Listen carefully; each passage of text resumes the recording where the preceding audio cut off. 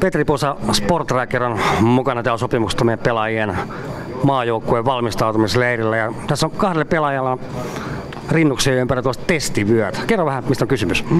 Joo, me testataan vähän, että minkälaisia asioita me voitaisiin antaa meidän trackerin kautta pelaajille lisätietoa omasta harjoittelusta.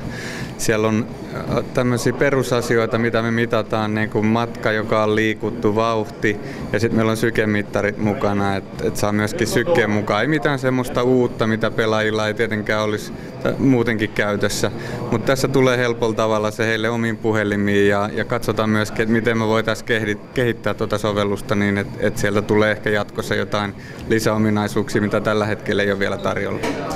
Sä juttelit äsken tuossa Pekka Lagerblommin kanssa ja pojat menee huomenna tuonne halliin treenaamaan. Mitä teillä oli oikein mielessä? No tuossa vähän juonittiin sitä, että miten me saataisiin toi mittaus toimimaan jalkapallokentällä. Sykkeen osalta toi sykemittari Bluetooth-ulottuvuus on 20 metriä.